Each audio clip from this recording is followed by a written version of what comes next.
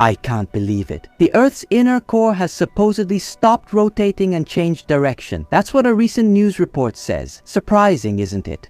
How could the core just stop rotating, man? If it stops, we're all in trouble. Hurricanes, floods, cosmic rays, God knows what awaits us. Actually, it's much simpler than that. The Earth's inner core is a solid metal ball deep inside the planet. You'd expect it to rotate in sync with the Earth's outer layers. That seems more intuitive, right? But that's not the case. This core spins a little faster or slower than the outer layers in a 70-year cycle.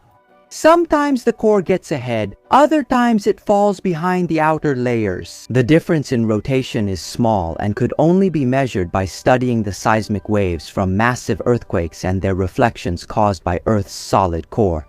So this is about the relative movement between the rotation of the core and the outer layers. The accurate headline should have been something like this: the Earth's inner core has slowed its rotation compared to the outer layers, but it continues to spin at a dizzying speed. A piece of news that will be repeated in 70 years. Leave a comment with your opinion about this misunderstanding. Another young man electrocuted on the train car. Don't do such a thing. If you think you only get electrocuted if you touch the wire, you're wrong. You are at risk of electrocution from the moment you climb onto the train car. Didn't you know that? Well, remember, you can get electrocuted even without touching the high voltage wire. It's enough to be just 1.5 meters away from it. As someone once said, I know the wire has 27 kilovolts. I know electric current flows between the wire and rail to power the locomotive, and if I touch the wire, the current would pass through me to the rail, electrocuting me. But that's not all. The high voltage wire ionizes the air around it, and if you climb on the wagon, you basically become a lightning rod for the train. That means an electric arc forms through the air, and the current flows from the wire, through the air, then through you, to the ground where the rails are, even if you're 1 meter away from the electric wire.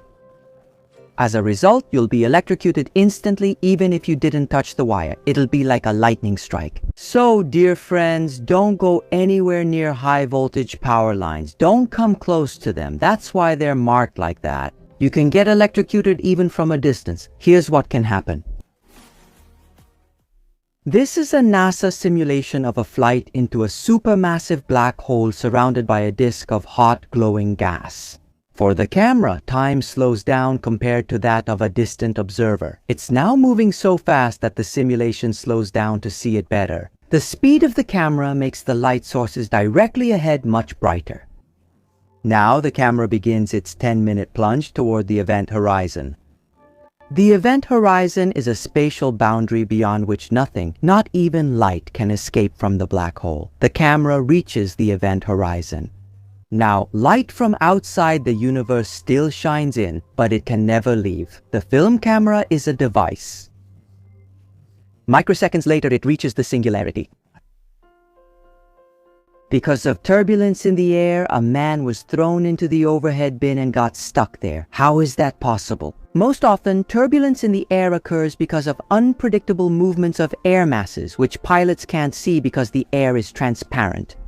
Normally, the airplane is kept in the air by its lift force. The air that flows faster over the top of the wing, the Coanda effect, creates lower static pressure. And then the air pressure on the underside of the wing efficiently pushes the airplane upward, overcoming the force of gravity acting on the airplane. The air resistance on the top side is now lower. However, the air is not still. Sometimes it stays in place. Other times it creates air currents and sometimes even vortices or turbulence. In this case, the air pressure will suddenly change on both wings and the airplane starts to behave like a car driving on a bumpy road. The passengers are thrown either upward or to the left or right by the inertial forces, just like it happens in a car. Without a seatbelt, it can be dangerous. What is recommended? Wear your seatbelt. If you're afraid, choose a seat in the center of the plane near the wings where turbulence is felt less. As a last resort, fly in the morning. Daytime flights often have more turbulence due to warmer air. Have you experienced this during a flight? We live in an internet world, but the internet we see today is seen differently by the people living on this planet. When I want to travel virtually and I'm curious about how the world looks in those countries, I use a VPN. Surfshark is a VPN that gives you access to the entire Netflix movie database and cheaper subscriptions to some platforms, YouTube, Premium, HBO, etc. Surfshark hides your IP address and thus ensures your virtual privacy while browsing the internet. You can search for plane tickets and hotel rooms at lower prices. This comes with a minimalist and user-friendly app design. With the Surfshark Alert service from Surfshark One, you can monitor your data, check for possible breaches, receive alerts, and benefit from real-time protection.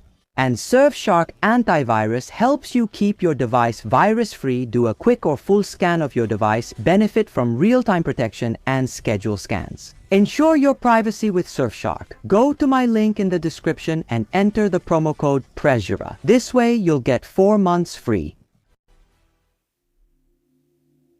This is a real picture of a quasar recently taken by the James Webb Telescope. It looks like a ring. The 3 dots at the top are the same image of a quasar located 6 billion light-years away. That quasar you're looking at right now is a supermassive black hole that devoured the surrounding stars 6 billion years ago. The stars were pulverized, ending up falling into the black hole through a very bright accretion disk. That's the light you're seeing. Goodbye, stars. But why do we see 3 images? Actually 4. There's another one below. Because the light from the quasar before reaching us passed by a galaxy which appears blue in the center. This galaxy has distorted the space around it and the light rays were bent. This effect is known as gravitational lensing. Because of this bending of the light rays, the light from the quasar reaches us from 4 different directions. These are the 4 dots in the image. Moreover, the images of the quasar are magnified and the rays do not arrive in sync but at different times. With this information, astronomers measured the accretion disk's radius. It is only 3 times larger than the radius of the black hole's event horizon. From this, astronomers deduced something extraordinary.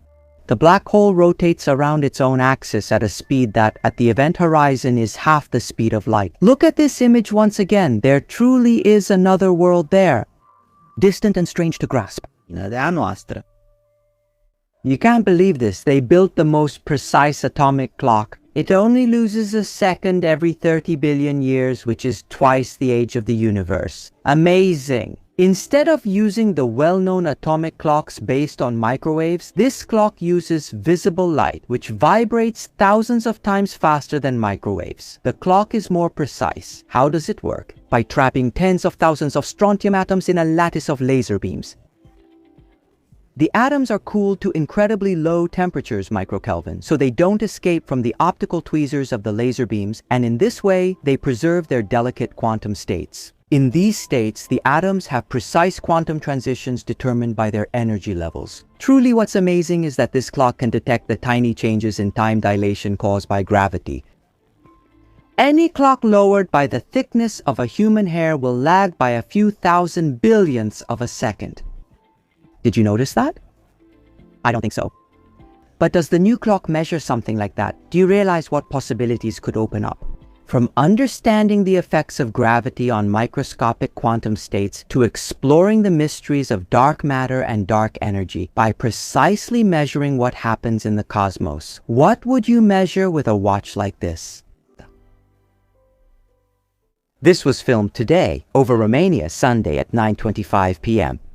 It's clear that something is burning in the atmosphere because the front part is bright and there's a tail behind it, but is it a meteor or space debris? How can we tell them apart? Well, by their speed. Meteors are cosmic rocks that enter the atmosphere at speeds greater than 10 km per second, even higher than 30 km per second, which is Earth's orbital speed. On the other hand, space debris enters the atmosphere at a speed determined by its orbital velocity, 7 to 8 km per second, which is lower. Since this trail was filmed in real time, it means it moved slowly, which means it was a piece of space debris. It is now known that it was Starlink 1196, a non-functional satellite from Elon Musk's satellite constellation, which re-entered uncontrollably and disintegrated above the Balkans. Did you find any pieces of debris from it in your yard? Thank you for watching my video until the end, and thanks to Surfshark for sponsoring. Don't forget about my link in the description. That way you ensure your privacy with Surfshark and get 4 months free.